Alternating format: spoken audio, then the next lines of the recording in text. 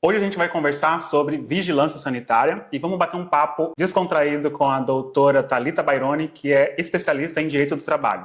Aqui a gente vai tirar algumas dúvidas sobre empreendedor e empregado, para a gente saber direitinho como é que o funcionário e o proprietário ele deve agir em determinadas situações. Não é mesmo, Thalita?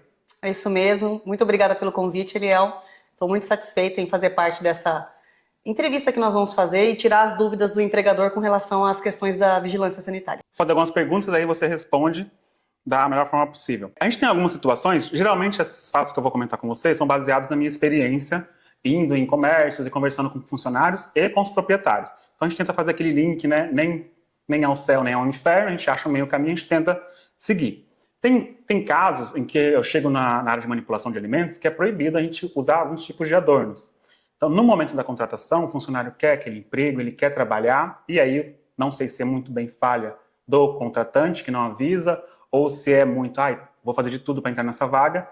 Na hora de trabalhar, alguns funcionários têm alguns tipos de adornos, que nem um piercing microdermal, que ele não se retira com facilidade, que nem um piercing na boca, um piercing no nariz, ele não sai com certa facilidade. Eles precisam de um mini procedimento, que foi isso que a menina uma vez falou comigo, que ela precisava ir no body piercing, eu acho que é isso, né? O rapaz especializado para mexer com piercing, para retirar esse piercing. Como é que a gente deve proceder? Porque na cozinha ela não pode entrar com esse piercing. E ela já foi contratada. Como é que o proprietário faz para isso não gerar um assédio, por exemplo, com o funcionário? Excelente pergunta. Bom, vamos lá. O problema está no início da contratação.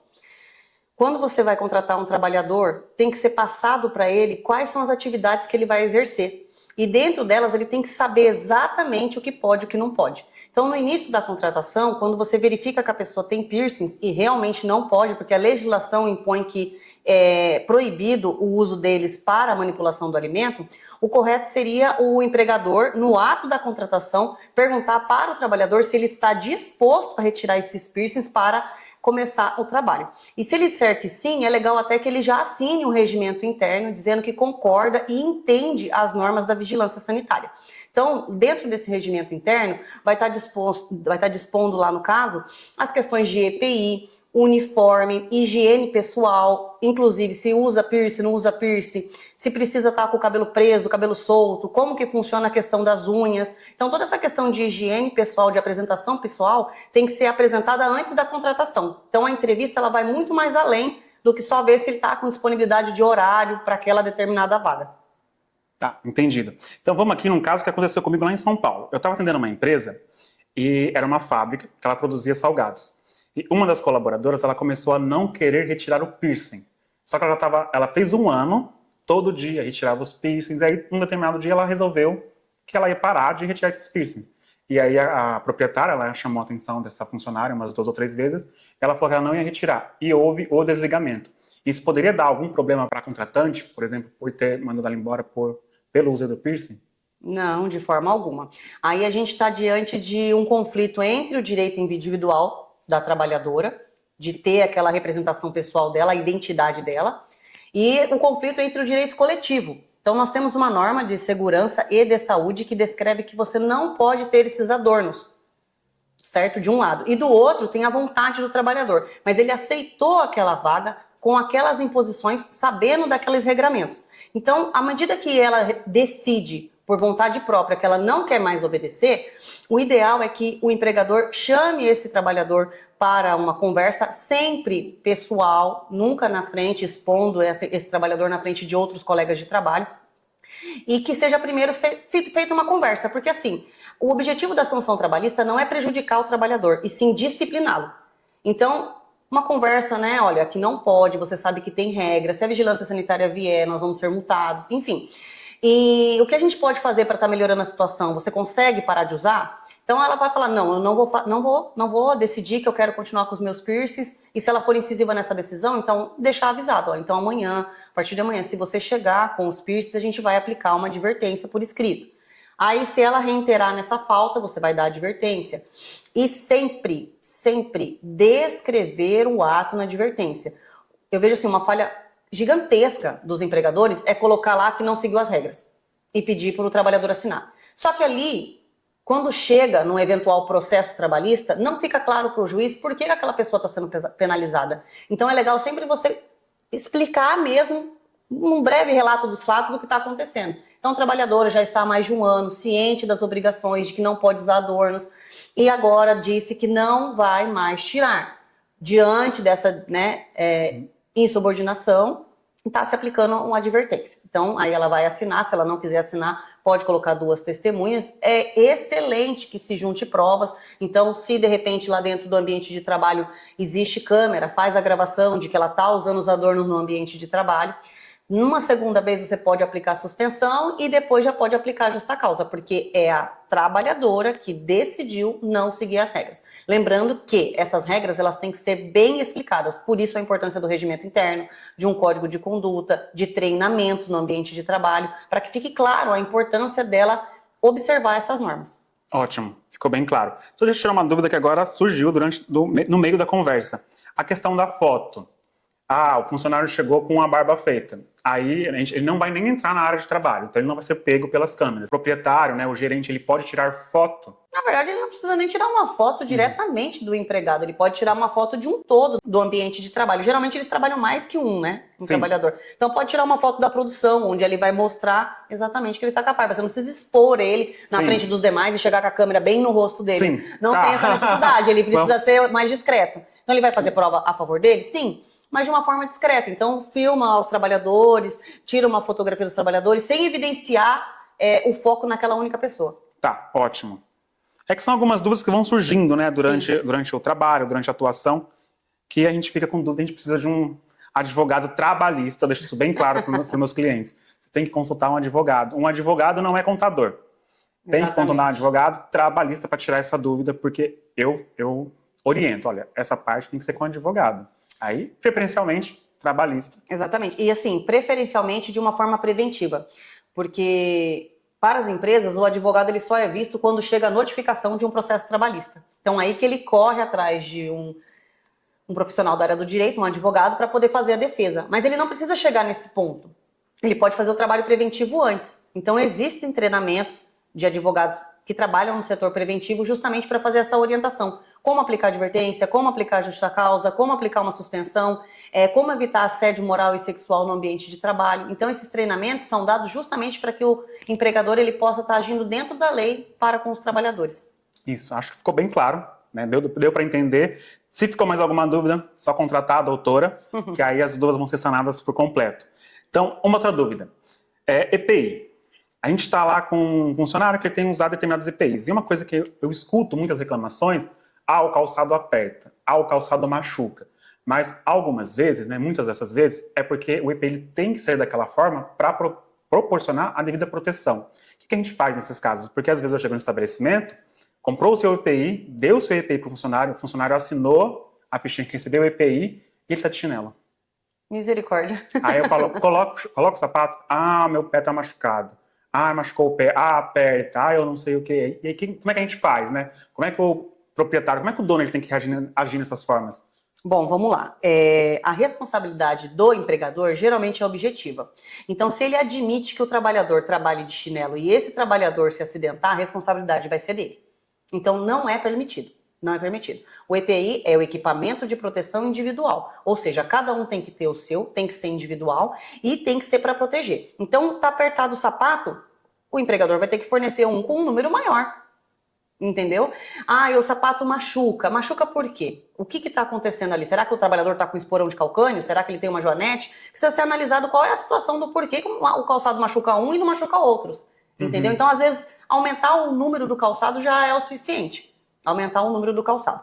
E se o trabalhador tiver com o pé machucado, como você disse, o ideal é que ele vá até o pronto atendimento e traga um atestado médico que ele não vai conseguir trabalhar porque ele não pode fazer o uso do EPI. Acontece mesmo, às vezes torce o pé, tá com aquele pé inchado, topou o dedo, tá com o dedo machucado, não dá para colocar a bota, tá machucado mesmo. Então ele tem que pegar um atestado médico se o pé dele tá machucado. Mas o empregador jamais pode aceitar que o trabalhador trabalhe sem o EPI.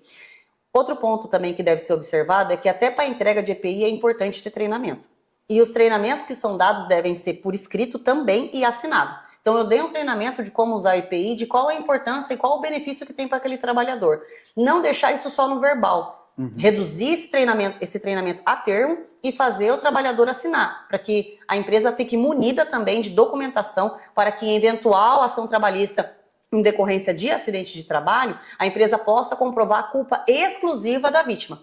Então, assim, eu tenho um treinamento, eu tenho a ficha de EPI, eu sempre entreguei o EPI, a gente faz as fiscalizações diárias, então tá mostrando lá que o técnico de segurança do trabalho, ou o gerente, ou o supervisor, quem seja, passou e falou, tá todo mundo certinho com o EPI. No momento que virou as costas, o trabalhador vai lá e tira o sapato. E aí cai alguma coisa no pé e ele se machuca. Então, o empregador ele precisa se munir de dizer, olha, pera lá, eu fiz tudo certinho. A culpa é exclusiva dele. A gente faz a fiscalização, ele entrou com o EPI, estava tudo certinho, e no momento que a gente não estava olhando, ele tirou. Por livre vontade, né? Dele. Tá, então pegando esse gancho, tem uma pergunta que é quase a mesma coisa que essa. Vamos lá. Eu acho que esse gancho que você deu, ele linka com uma outra pergunta, que é sobre o uso de celular, por exemplo. O uso do celular, em áreas de manipulação, ele é proibido, tá? Assim como os adornos. E o que pode acontecer? Quando eu chego no estabelecimento, eu proíbo. Olha, o celular ele não pode estar junto com o colaborador, ele tem que ficar na mochila. Aí, quais são as justificativas que eu escuto? Que justificativas eu escuto? Muitas, tá? Ah, meu filho está doente, meu pai está doente, eu não sei, é o meu cachorro, é o meu gato, então eu preciso estar com esse celular. A legislação, ela proíbe o uso do celular na área de manipulação. Aí, até um vídeo que eu passo muito nos treinamentos, é a pessoa fritando ali alguma coisa e mexendo no celular. E cai, né? Aí esse celular cai. Eu vi esse vídeo. E aí, de quem que é a culpa? De quem que é essa culpa? É do proprietário que permitiu ele com esse celular dentro, ou é do funcionário que, mesmo sabendo que não podia, ainda foi manipular? E se nessa situação hipotética, estraga o equipamento? O celular já estragou. Aí estragou o equipamento também. Quem vai pagar? O proprietário, que permitiu que o funcionário continuasse com o celular lá dentro, ou o funcionário que burlou a lei, né, a norma interna da empresa, e estava mexendo com esse celular. Porque também não tem como o proprietário ficar 24 horas em cima do colaborador. E aí ele deu uma distraída, o colaborador pegou esse celular, estragou o equipamento da empresa e ainda sofreu um acidente. Aí, onde começa a responsabilidade do proprietário, onde termina, e onde começa a do colaborador e onde termina? Que aí, eu acho que dá um pano para manga enorme, que nem eu sei direito onde começa o direito de um e termina o direito do outro. Bom, vamos lá. Voltando para o ponto-chave. Treinamentos, dados e reduzidos a termos por escrito, regimento interno assinado pelo trabalhador, tudo isso são provas do empregador contra esses possíveis acidentes. Então, vamos lá. O empregador, ele não pode deixar o colaborador, o empregado, fechado do mundo externo. Isso não existe. Então, na área de manipulação de alimentos, eu não posso ter o celular. A empresa tem que disponibilizar um número onde qualquer pessoa possa ligar, inclusive a cobrar, entendeu? Para que a pessoa que atenda passe o recado para o trabalhador. Então, ele não está incomunicável. Ele não está incomunicável. Então, assim, olha, vocês não podem usar o telefone. Esse número está disponível para familiares, vocês podem passar, coloca na escola da sua filha, da sua criança, porque pode ser que aconteça realmente um imprevisto na escola, você precisa ligar para o pai e para a mãe, e aí não atende o telefone. Como é que fica essa situação? Então, é aquele telefone de recado. Se eu não estiver atendendo o meu, você liga nesse número que é o telefone da minha empresa, alguém vai atender e vai resolver essa questão. Então, em primeiro lugar, disponibilizar um número para que as pessoas que precisem entrar em contato com esse trabalhador consigam. E número 2, fazer eles assinarem que eles não podem. Então, assim, essa é a primeira premissa. Agora vamos para a parte de descumprimento. Então, a gente tem essa trabalhadora que, sabendo que não pode usar e tendo assinado os documentos e tendo feito o treinamento, ainda assim o fez, cabe você dar uma advertência ou uma suspensão, né? Ou até mesmo uma justa causa, vai depender do fato ali, mas eu acredito que uma suspensão seria mais adequado, porque é um fato grave, não dá para ser só uma advertência, mas também não tanto ao ponto de ser uma justa causa, a não ser que ela seja uma trabalhadora que reitere em outras faltas também, aquele, né, funcionário que dá problema sempre. Mas se não é a ocasião, aconteceu um caso esporádico, eu entendo que uma suspensão já seria excelente. Agora você perguntou sobre a questão do desconto, já vamos entrar em outra polêmica. Eu posso descontar prejuízo do trabalhador? Aí é que tá. Vai depender muito do que está escrito no contrato de trabalho. Geralmente você só pode descontar se o trabalhador ele agiu com dolo. Ele quebrou porque ele quis. Ele quis causar esse prejuízo para você. Agora, quando é por culpa, ela inconscientemente fez sem querer, o empregador ele não pode descontar. Porque do mesmo jeito, quando ele lucra muito, ele não é obrigado a dividir os lucros, quando ele tem prejuízo, ele também não pode dividir os prejuízos com o empregador. Sim. Com o empregado, perdão. Com o empregado. E com relação ao celular dela, ele não tem a menor responsabilidade sobre isso, né? Estragou, ele tem que dar um celular novo? Com certeza não. Ah, tá. Então já sou uma dúvida minha. Aí eu tinha isso, se quebra. Quem paga esse material? Então, é a responsabilidade dela. Do empregador. Não, Da no caso, empregada, o vamos celular supor dela. da fritadeira. Caiu lá, estragou o celular quem vai ter que custear isso aí é a própria empregada. A fritadeira, por exemplo, quem vai ter que custear essa fritadeira é o próprio proprietário e ele não pode descontar do funcionário. Não, mas ele pode, como você disse, né? Uhum. Se só derrubou ali, ela já fez uma questão. Ela já cometeu uma falta grave que é não obedecer às normas internas e usar o Sim. telefone. Então, caberia sim uma suspensão. Agora, se realmente ela deu prejuízo e ficar comprovado que a fritadeira queimou porque o celular caiu ali dentro, aí caberia justa causa. Lembrando que você tem que embasar isso, você tem que colocar os motivos e o máximo de provas que você puder juntar. Sim, ela perde o cargo, mas ela não é obrigada, por exemplo, a pagar uma fritadeira. Não. Por exemplo, uma chapa 15 mil reais, um salário de um funcionário, 2 mil. Ela não teria condições. Então, quem vai ficar com esses prejuízos todos também é o proprietário. Isso, o empregador. Isso, o empregador. Então, ele tem que realmente focar ali nas boas práticas e realmente proibir esse uso para evitar também constrangimentos e prejuízos tanto para o colaborador quanto para o E empregador. outra coisa também muito importante, aproveitando já esse gancho, algumas empresas fazem um mini armário para que o empregado coloque os celulares. Quando ela faz isso, ela assume a responsabilidade de guarda. Então, se alguém quebra uma chavinha ali e rouba um aparelho do outro, ele vai ser responsável por essa perda. Então, o ideal é que fique claro que não pode trabalhar com o celular, disponibilize, mas ele não fique responsável por guardar. Porque tem empresas que pedem para guardar numa gaveta, para deixar o celular na gerência. Quando eles fazem isso, ele assume a responsabilidade de guarda.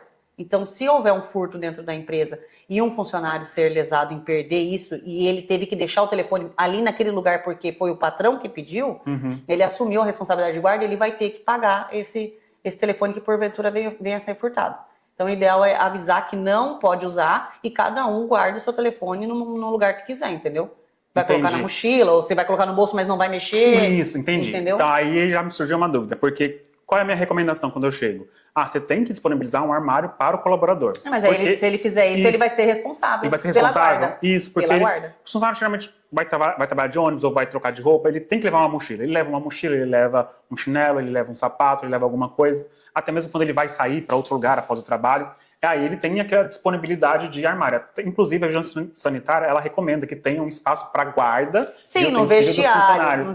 Mas daí as coisinhas dele guardadas lá com o cadeado dele. Isso. O que eu tô te dizendo é que eu já vi isso acontecer porque já chegou pra gente que a gerente manda guardar o celular na sala dela, fica na posse dela. Sim. Fica na posse, separado das mochilas, separado dos pertences pessoais. O celular fica na posse dela. Então, ela assumiu a guarda desses objetos. Isso, porque ficou lá na gerência. Um lugar próprio somente para celular. Mas se ele deixar esse celular junto com os utensílios dele do dia a dia que ele vai trabalhar, que ele não pode levar para a área de trabalho. Aí quem assume essa responsabilidade? Honestamente, vai depender do caso concreto de cada caso que acontecer. Entendi. Mas a empresa, geralmente, ela é responsável. Por exemplo, bicicleta que guardam lá dentro, se furtar, ela vai ser responsável. Então, o ideal é colocar uma câmera ali e deixar a câmera funcionar 24 horas por dia.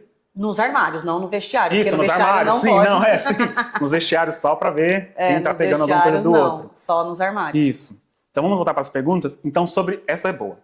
Eu vou contar uma história, aí você, nesse meio da história, eu faço a pergunta. O que aconteceu? Eu estava atendendo um restaurante, e nesse restaurante, uma menina lá veio de 2 dias de atestado e veio trabalhar. Durante o treinamento, a menina estava se coçando muito.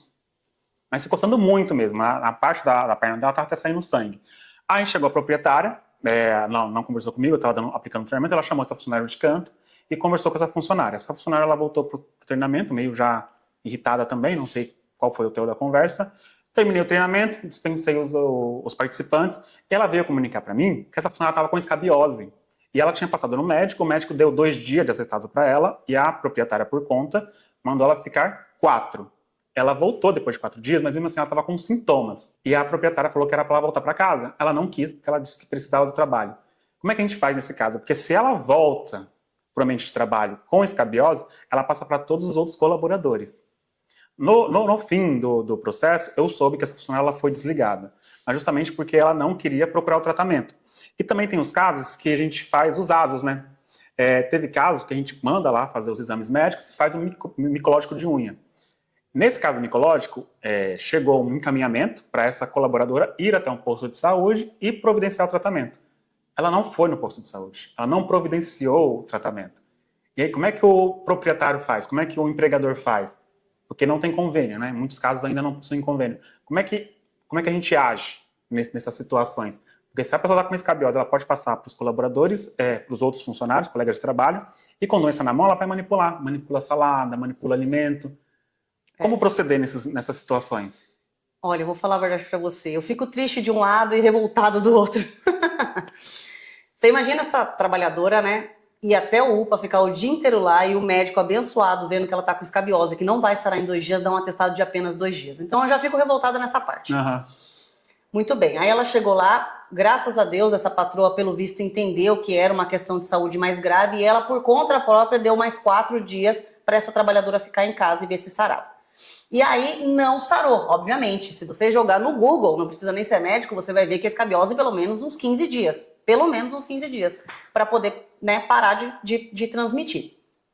E aí ela fica com medo. Ela tá de um lado, olha, eu vou voltar pro serviço porque eu não posso ficar sem trabalhar. Se eu ficar sem trabalhar, eles vão me mandar embora. Então o trabalhador, ele quer ir trabalhar com a sede de não ser demitido. Só que, de novo, nós vamos entrar entre o direito individual dessa trabalhadora e o direito coletivo. E sempre que tiver essa briguinha, o direito coletivo vai ganhar.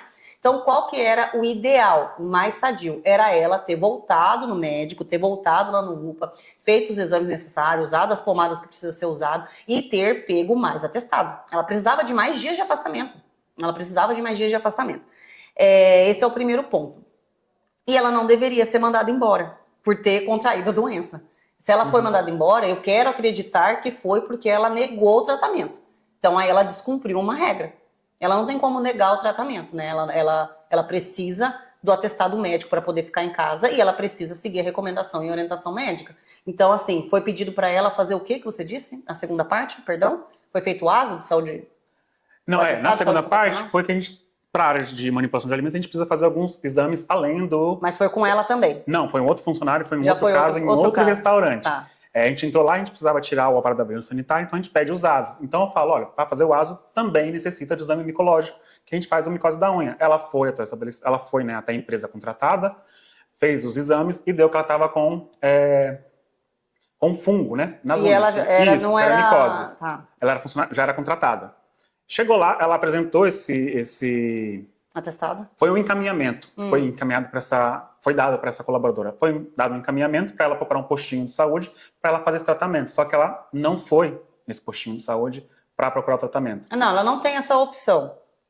Quando vem o ASO de retorno, que na verdade o médico ele fez um exame e ele constatou que ela está com micose. Isso. Então não tem como ela manipular os alimentos, ela tem que procurar. Sim. Isso é feito no horário de trabalho. Então ela veio para trabalhar, olha, você vai lá agora no seu horário, faz lá o tratamento e traz o documento para mim de volta de que você passou lá. Tinha que ser exigido para ela o atestado de comparecimento, de que ela compareceu na unidade de saúde.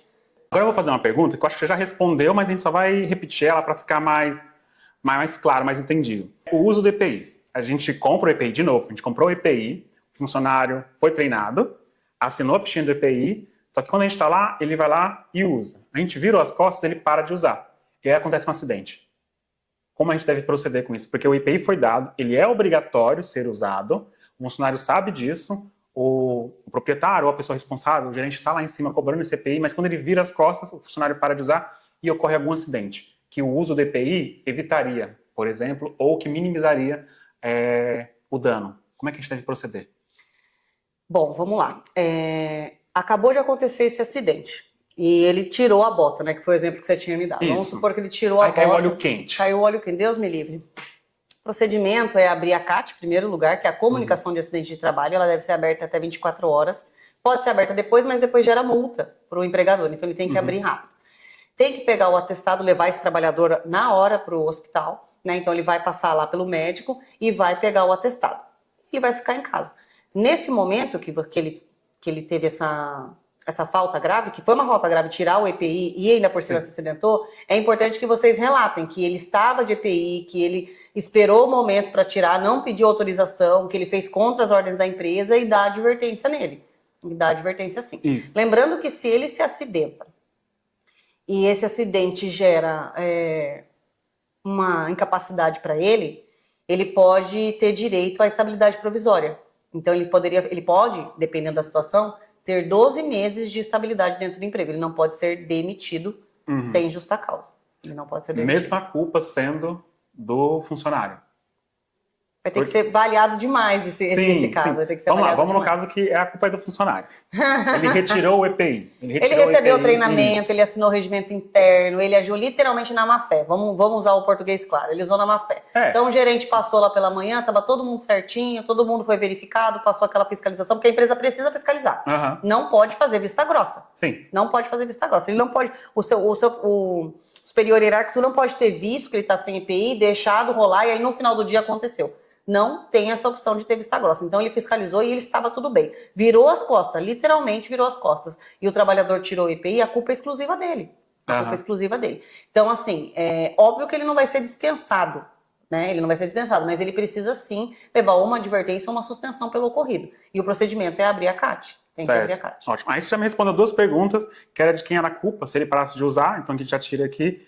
E agora eu volto para barba na cozinha, porque é uma coisa que a gente tem muito problema agora. O que acontece? Eu vou assistir um programa numa televisão ou no YouTube, alguma coisa, e como é que tá? Tá lá o pessoal famoso com barba. Tá lá o pessoal famoso com anel. Tá lá o pessoal famoso com brinco, com colar. E a gente vai no nosso dia a dia, no real, longe das mídias sociais, e eles também querem usar. E eu chego lá e falo, olha, precisa retirar a barba. Aí o rapaz, não, porque minha namorada não deixa, minha esposa não deixa, vai ter briga em casa, e ele não tira. Às vezes não é nem a barba pequena. Eu já peguei casos da barba tá bem cheia. E eu falo assim, mas tá se preparando pro Natal? Porque sua barba tá muito grande. E a pessoa trabalha na chapa, trabalha com panela, precisa retirar aquela barba. E aí o proprietário, muitas vezes o proprietário também não tem uma voz firme. Muitas vezes realmente não tem. Ele cobra pra mim? Eu cobro, mas eu não estou lá 24 horas por dia, 7 dias por semana. Eu cobro, eu chego lá, tá com a barba raspada, 2 dias depois tá com a barba grande de novo. Então como é que a gente pode fazer nesse caso? O proprietário pode ser mais incisivo nesses casos? Retira a barba, se você não fizer a barba, você não vai entrar. E uma dúvida minha. Um funcionário chegou lá com a barba sem fazer. O proprietário pode disponibilizar um presto barba, ele, ou você sobe lá em cima e faz essa barba e corta essa unha, que muitas vezes acontece, para depois você entrar na área de trabalho. Ou isso geraria algum tipo de assédio?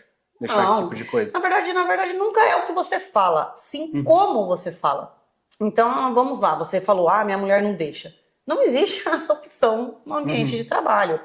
O empregador, ele contrata a mão de obra do empregado e ele vai fazer o que o empregador está pedindo. Está dentro do poder diretivo. Então, eu não posso ter um funcionário com barba, porque senão eu vou levar multa. Sim. Então, já foi feito um treinamento. Volto a dizer, já está dentro do regimento interno as questões de higiene pessoal, que não pode, ele já assinou. Ele está ciente, se ele se recusa, advertência, se ele se recusa de novo, suspensão, e se ele se recusa de novo, justa causa. Agora, o patrão é muito bonzinho, ele não quer demitir por justa causa. Dispensa sem justa causa, não tem problema nenhum. Porque sem justa causa, ele não precisa nem dizer qual que é o motivo, não precisa dizer que é a barba. Eu só vou dispensar esse trabalhador porque ele não serve para o que a gente está precisando. Ele não atende os requisitos, entendeu? Então, chamar para uma conversa, lembrando, nunca na frente de outros colaboradores, porque é isso que gera o assédio. Então, olha, você sabe que tem um regimento interno da empresa, que não pode usar barba. Você pode fazer? Pode ter o presto barba, não tem problema nenhum. Porque senão, infelizmente, você não vai poder trabalhar, eu vou ter que dispensar hoje. E amanhã, se você voltar, eu vou te dispensar de novo. E essas suspensões, elas geram um bom desconto na folha de pagamento do trabalhador. Porque quando ele falta um dia, ele desconta o dia de trabalho mais o DSR, que é o descanso semanal remunerado. Então, tecnicamente, ele faltando um dia, ele perdeu 2. Então, se ele leva um dia de suspensão, ele perde 2 dias na folha de pagamento. E se ele leva a suspensão em uma semana que tem feriado, ele perde o direito do feriado também. Então, ele leva a falta do dia, a falta do feriado e a falta do domingo. Então, é um prejuízo financeiro que talvez não compense ele brigar por não fazer a barba. Primeira vez que ele tiver esse desconto na folha de pagamento, ele vai ver que não compensa. Então, pode ser que só a sanção trabalhista, que tem como objetivo disciplinar e não punir, já é o suficiente para que esse trabalhador entre na linha. Agora, é aquela questão. A primeira vez que fez, você não fez nada, existe uma coisa no direito do trabalho que é chamada de perdão tácito. Você já deixou. Sim. Você já deixou. Então, o mês inteiro ele trabalhou com a barba e, de repente, do nada, você decide que não pode mais? Não. As regras da empresa, elas devem ser seguidas todos os dias. Tá? Então, a primeira vez que aconteceu, que você falou, 2 dias já começou a aparecer, já é um momento de chamar para conversar e solicitar que ele faça, sob pena dele ser dispensado no restante daquele dia e ter aquelas horas descontadas dele. Sim, então pode chama o funcionário de canto, né, numa área reservada, conversa com ele, fala para ele tirar e disponibilizar ali um cortador de unha para cortar unha grande ou um presto-barba, não é considerado assédio, dependendo da forma Não, você como não ele é vai abordado. obrigar, você não vai obrigar. Disponibilizar. Isso, é diferente. Ele Você não usa vai se ele falar, quiser. corta essa unha agora. Aí ela fala, não quero, você vai cortar. Pô, já cometeu assédio. Tá. Vai cortar a unha? Não, você tem pode ir pra duas casa. opções. Se você quiser, a gente tem o Presto Barba aqui, eu disponibilizo para você pode fazer. Como eu disse, não é o que você fala, e sim como você fala. E aí você volta para de trabalho normal. Agora, infelizmente, se você realmente não quiser fazer, eu vou ter que dispensar você hoje. Se amanhã você voltar, eu vou te dispensar novamente. E aí faz assinar a suspensão e descreve o motivo. No dia de hoje, por volta de tal hora, foi verificado que o trabalhador não havia feito a barba, chamado para conversar, disse que a mulher não quer que tire, portanto, ele foi dispensado. Então, tem que ser bem claro para quando, se porventura virar um processo, a empresa não lembra o que aconteceu com tantos funcionários que passam. Então, tem que estar tudo bem documentado. Aí, esse colaborador também assina essa dispensa ou só fica registrado? Ele não é obrigado a assinar. Ele assina mas se ele a empresa quiser. registra. A empresa registra e se ele não quiser assinar, é importante que tenha 2 testemunhas. Tá, tudo bem. Agora eu vou falar um pouco sobre faltas injustificadas, que é um caso que também já aconteceu, que a empresa ela fez um período de teste com um funcionário, o funcionário passou no período de teste ok, foi muito bem no período de teste, assinou a carteira. Aí ele começou a faltar. Na verdade, não existe esse período de teste, né? Sim, Desde o primeiro dia ele já devia ter sido registrado. Porque o período de teste é o período da experiência. Você faz um contrato de experiência com o trabalhador que pode ser de até 90 dias. Até 90 dias. Então, eu posso fazer o meu período de teste sendo que o primeiro período, a primeira metade é de 10 dias. Então, no contrato de experiência, eu vou dizer que o contrato ele é de 10 dias, podendo ser prorrogado por mais... Ah, tá. Então, eu posso fazer um período de 15 dias com o registro na carteira. Isso, e aí eu exatamente. posso finalizar esse registro na carteira de forma tranquila. Não precisa ser exatamente 30 dias ou 45. Não, é um máximo. O período de experiência é de 90 dias, sendo que você só pode prorrogar por um período a mais. Tá, entendi. Então você não pode prorrogar 5 vezes, ficar prorrogando até dar 3 meses. Então você escolhe. Geralmente as empresas procuram fazer 30 dias prorrogável por mais 60, 45 prorrogável por mais 45. Essa experiência é o teste. Ótimo. Não tem teste antes do registro, entendeu? Entendi. Ótimo. Então já fica avisado que esse teste ele tem que ser registrado. Sim, exatamente. Mas vamos lá. Vamos supor que ele registrou, tá? Ele fez esse teste de 15 dias e resolveu realmente fichar ele de forma permanente, de período indeterminado. E aí ele começa a faltar. Mas não é faltar pouco, tá? O exemplo que eu tive, ele fez esse período, registrou-se na carteira de forma efetiva e aí ele começou a faltar. Mas começou a faltar muito mesmo. Então, ia 3 dias, depois faltava 4, depois Mas qual era a justificativa?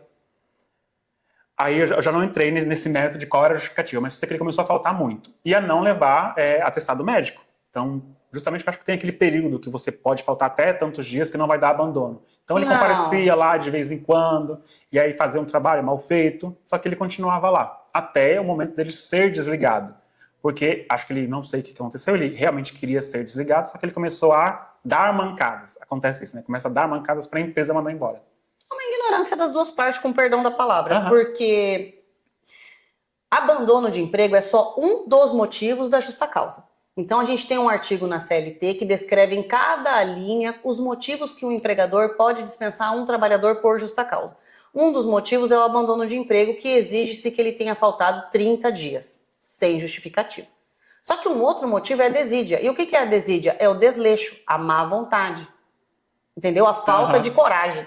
Então, assim, contratei você independente do período. Se você está na experiência, ou se você já passou da experiência, independente do período. A primeira falta que tem justificado, você vai chamar o trabalhador para conversar. Olha, você faltou ontem, tem um atestado? Ah, não tenho. Qual que é o motivo? Que aconteceu alguma coisa? Ah, perdi a hora. Olha, então, infelizmente, a empresa ela não abona essas faltas, então você vai receber uma advertência. Assina a advertência e coloca trabalhador, faltou porque disse que perdeu a hora. Um exemplo. E aí ele vai assinar ou não, porque ele não é obrigado, mas você pode pegar 2 testemunhas e dar a primeira advertência. Aí faltou no outro dia de novo, pode aplicar a suspensão de 1 dia. Faltou novamente, pode aplicar uma suspensão de 3 dias. Não existe quantidades de advertência e quantidade de suspensão. Vai depender do tamanho do coração do empregador, o quanto que ele tem paciência para aguentar essa situação. Porque às vezes a justificativa é plausível. Eu tive um caso que o trabalhador faltou porque teve uma enchente em Caraguá e a casa dele ficou submersa. Então ele faltou uma semana porque ele perdeu móveis, ele precisou retirar lama de dentro da casa e não tem atestado para isso. Sim. Não tem atestado. Então vai do coração do empregador. Ele justificou o que aconteceu. Se o empregador quiser aceitar essa justificativa e pagar, amém, mas isso não acontece. Geralmente é descontado. Lembrando que um dia de falta desconta 2. Então esse trabalhador teve um belo de um desconto na folha de pagamento. O que pode também ser compensado de repente, ser feito um acordo de fazer de repente um banco de horas, olha, aconteceu uma tragédia na minha família, aconteceu outra coisa, eu preciso de uns dias, tem como eu te pagar com horas extras mais lá na frente, fazer uma compensação dessas horas, tudo é conversado. Agora, quando você verifica que a pessoa está faltando justamente porque ela quer ser despedida, o mais importante é você se munir de prova. Então, faltou a primeira vez sem atestado e não teve uma justificativa realmente que seja interessante para o empregador abonar, advertência, suspensão, justa causa. Não precisa 30 dias de falta. Não precisa 30 dias. Ficou bem claro. Até são algumas dúvidas minhas também. Vamos falar um pouco sobre rede social. Rede social no trabalho. Já não pode estar com o celular ali dentro da de manipulação. Mas tem aquelas pessoas que elas publicam muito, sabe? Ficam muito ativas nas redes sociais. E ela começa a postar foto do trabalho, foto da parte interna e até mesmo falar mal da empresa por essas redes sociais. Como é que essa empresa ela pode fazer? Como é que esse proprietário, como é que ele deve agir nessas situações? Um dos pilares entre a relação de trabalho é a confiança. Eu não posso trabalhar com uma pessoa que fala mal da minha empresa. Sim. Então, isso é um motivo de justa causa. Mais uma vez, o regimento interno resolveria essa questão. Então, olha, não é permitido tirar fotos de dentro da empresa, não é permitido tirar fotos dos ambientes da empresa. Isso pode estar descrito no regimento interno. Uhum. Não é permitido tirar fotos usando o uniforme da empresa nas redes sociais. Tudo isso a empresa pode se resguardar. Não tem problema nenhum em escrever no regimento interno. Descumpriu? Advertência, suspensão e justa causa. Agora, se for um fato de que realmente ela publicou um vídeo falando mal da empresa, não precisa dar advertência e suspensão, já pode ir direto para justa causa, porque houve uma quebra de confiança. Você foi exposto publicamente de uma forma pejorativa. E isso traz reflexos, você sabe. A gente posta um vídeo hoje, ninguém sabe se vai viralizar ou não, mas traz comentários para aquele vídeo. E as pessoas que estão fazendo comentário, elas estão fazendo comentário sob a ótica de quem está postando. Então ela nem teve a oportunidade do contraditório, de mostrar o lado dela. Então, nesse caso, eu entendo que já aplicaria direto a justa causa. Lembrando que... Tem que ser de efeito imediato. Ser imediato, exatamente. Então, você não pode postar um vídeo hoje e daqui a um mês ele viralizou negativamente e eu resolvo te dar uma justa causa. Não, já houve o perdão tácito. Uhum. Então, se pra mim aquele vídeo não foi bom, eu já tenho que fazer a demissão por justa causa no ato. Sim. Tá viralizado agora recentemente um vídeo de um trabalhador que foi dispensado por justa causa depois de 2 meses que ele publicou o vídeo. E o que aconteceu nesse vídeo? Ele pega a capinha do celular, finge que tá mandando uma mensagem de áudio para a chefe dele e ele tá do lado do micro-ondas. Eu não sei se você assistiu. E ele aperta o pi do micro-ondas. Sim. E ele fala que tá internado e fica apertando aquele pi do micro-ondas e que não vai poder trabalhar no final de semana. E aí aquilo viralizou por causa daquele barulhinho. Só que antes de viralizar, a chefe dele republicou, deu risada nas redes sociais, fez brincadeiras. As páginas de fofoca republicaram esse vídeo. Ela foi lá nas páginas de fofoca e ela escreveu embaixo que deveriam ter marcado o arroba do funcionário dela, que foi a criatividade dele. Então, primeiro ela enalteceu. Uhum. Depois veio uma ordem lá de cima da diretoria da empresa que diz que aquilo lá foi repercutido negativamente e que era para ser aplicado a justa causa depois de 2 meses. Sendo que a superior hierárquica direta dele gostou do vídeo. Então, eu acredito que ele vai ter boas chances de reverter essa justa causa. Por causa que não foi imediato. Não foi houve imediato. Aquele perdão tácito, né? Exatamente. Sim. Ótimo. Então, agora vamos estar chegando no final já. Então, vou só fazer mais 2 perguntas sobre os atestados suspeitos. Tá? Muitas vezes a gente tem lá e a gente sabe que rola aí um atestado mal feito, um atestado ali pega da internet, porque muitas vezes só quer mesmo ser mandado embora e dar motivos. Como é que a gente procede, por exemplo, com um atestado que a gente sabe que não é um atestado verdadeiro para o colaborador? Porque aqui eu acho que a gente entra naquela parte de que a gente não precisa ser cobrado para o CLT, né, o código da doença. Mas não é o CID que vai dar veracidade ao atestado. É o CRM do médico e a assinatura do médico que está ali naquele atestado. Entendeu? Sim. Então, assim, eu vou dar um exemplo que eu tive aqui também no escritório. Nesse caso, eu atuava para a empresa. Réveillon, 31 de dezembro, e a funcionária traz um atestado. Como você falou, né? Eles às vezes são um pouco leigos, eles tentam manipular, mas assim, a manipulação chega a ser inocente. O que ela fez era 1 dia de atestado e ela acrescentou o 0 para virar 10. Porém, entre parênteses, o médico escreve os dias. Então tava lá 10 e entre parênteses 1. Foi na pressa. Assim que recebeu o atestado que estava rasurado, que você vê que tinha um 0, até a caneta tá diferente, não é a mesma cor do atestado inteiro, eu entrei em contato com a UPA, levei o atestado lá e protocolei um requerimento de veracidade daquele atestado. O empregador tem esse direito. Não importa a doença que ela estava, eu quero saber se aquele atestado é de 10 dias mesmo, ou se ele foi manipulado.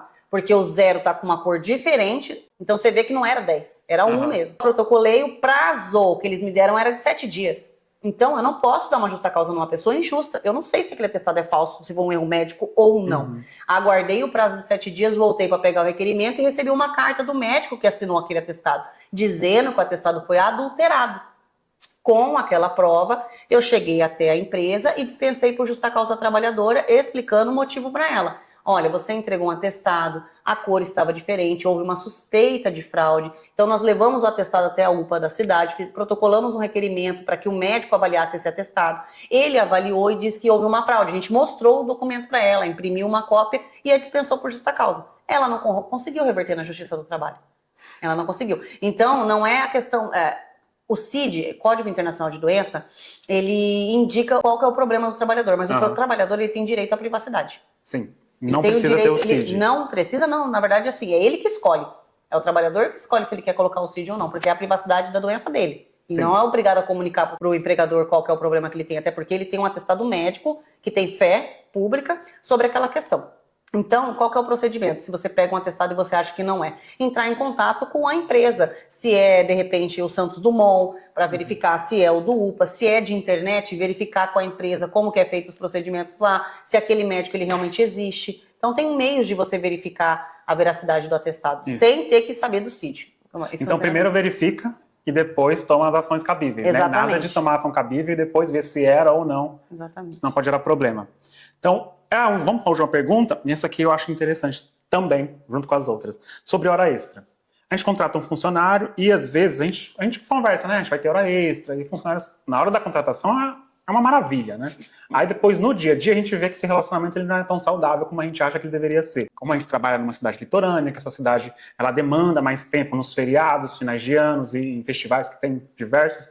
Aí, dessas épocas, a gente solicita que seja feita hora extra para conseguir cumprir aquilo ali, levando em conta que eles são pagas devidamente, tá? Vamos levar esse ponto em consideração. E aí o funcionário começa a não querer fazer. E aí isso meio que prejudica, porque não compensa pro proprietário, né, pro contratante, contratar uma nova pessoa para suprir demandas específicas de determinadas épocas. Então não compensa. Então é mais fácil pagar uma hora extra do que não. Como é que a gente pode agir com um funcionário que ele não quer fazer?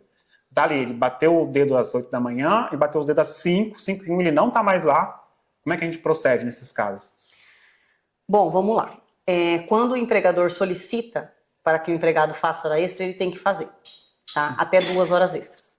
O que acontece na prática é que há um déficit de trabalho dentro da empresa, o empregador ele tem menos trabalhadores do que ele deveria ter e há uma sobrecarga de trabalho sobre aquela pessoa. Então não é o caso de que sexta e sábado está dando movimento, eu preciso de você. Não, é uma rotina aquele trabalhador fazer 10 horas por dia. Sim. É uma rotina. Não é que precisou naquele momento, não. A vida dele se resume a trabalhar 10 horas por dia e isso ultrapassa as 44 horas semanais. Então tem que ter um equilíbrio, lembrar sempre do princípio da proporcionalidade. Né? A CLT diz que a gente deve trabalhar 8 horas, podendo estender por mais 2, mas até onde é isso? Eu vou trabalhar 10 horas todos os dias? Sim. Você consegue perceber? E se eu trabalhar 10 horas vezes 7 dias na semana, eu fiz 70 horas. E o máximo é 44 horas semanais. Então, assim, é legal essa questão do pagamento de hora extra. Eu acho excelente. Acredito, assim, que todo trabalhador que fez uma hora extra tem que receber em dinheiro, porque a questão do banco de horas exige vários requisitos que nenhum empregador cumpre. Então, é muito fácil a gente pedir a invalidade do banco de horas. Para você aplicar o banco de horas, você precisa mostrar para o trabalhador esse banco.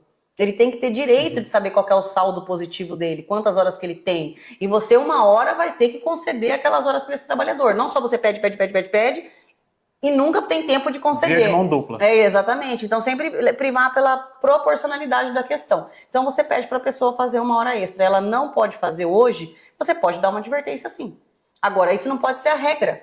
Você quer que ela exerça 10 horas por dia todos os dias? A jornada de trabalho dela é de 10 horas? Não é um caso excepcional, é uma rotina. Então, aí você vê que o empregador ele está com déficit de funcionários.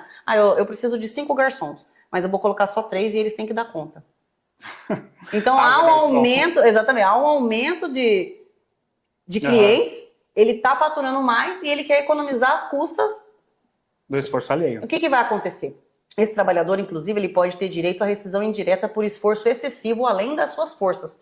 Então, você trabalhou o dia inteiro em pé servindo mesas, das 8 da manhã até as 7 da noite. Você teve o seu horário de intervalo de descanso? Teve, mas você não pôde sentar 10 minutos do dia, você andou o dia inteiro em pé porque estava aquele movimento constante. Então, você percebe que há uma sobrecarga em cima do trabalhador. Então, sempre primar pelo princípio da proporcionalidade. Porque nessa hora vai sempre ser analisado caso a caso da questão. Então, quando pede para fazer hora extra, tem que fazer. Sim. Tem que fazer. Mas, como eu disse, não pode ser a regra. Todos os dias ele tem uma jornada de 2 horas a mais. Então não é opcional. O João, por exemplo. João, você consegue fazer 2 horas por dia? Então, ele pode chegar lá, João, hoje eu preciso que você me faça 2 horas. Isso. João falar, hoje eu não quero.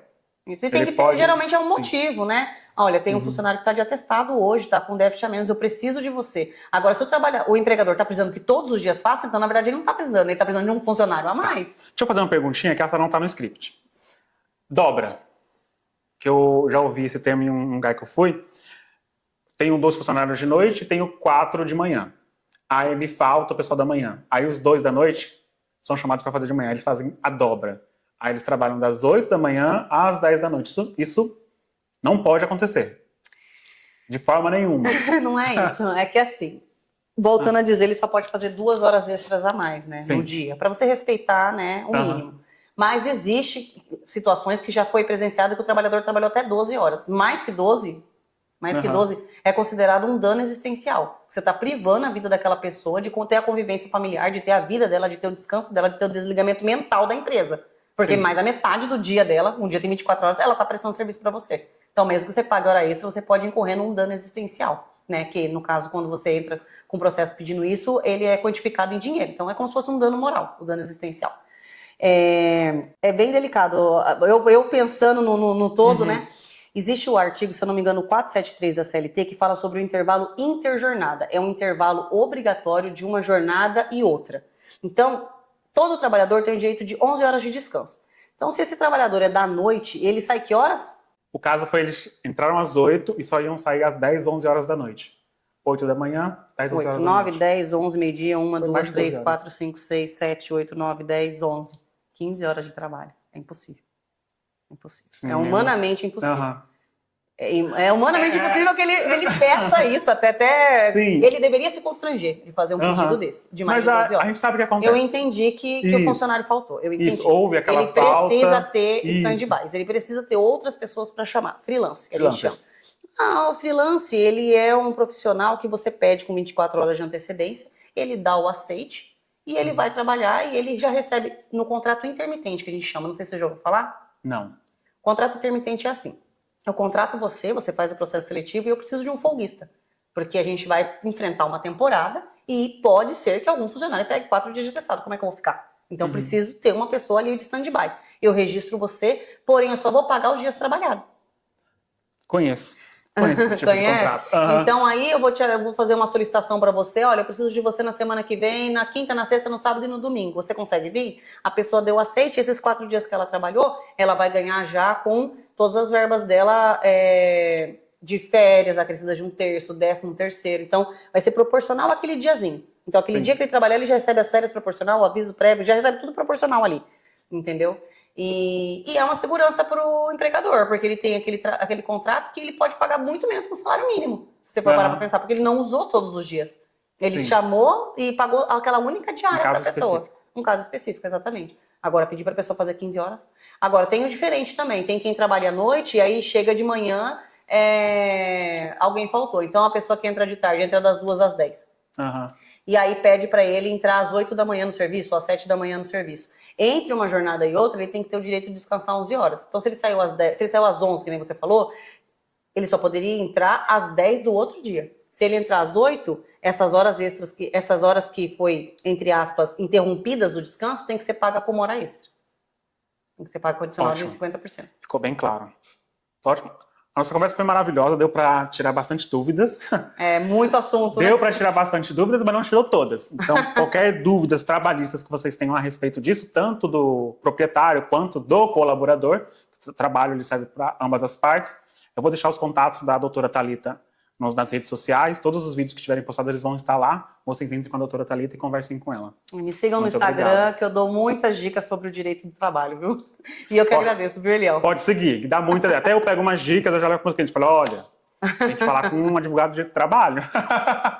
Obrigada, Então tá, Thalita, viu? muito obrigado. Eu que agradeço. E a parceria continua. Amém. Tudo de bom, viu?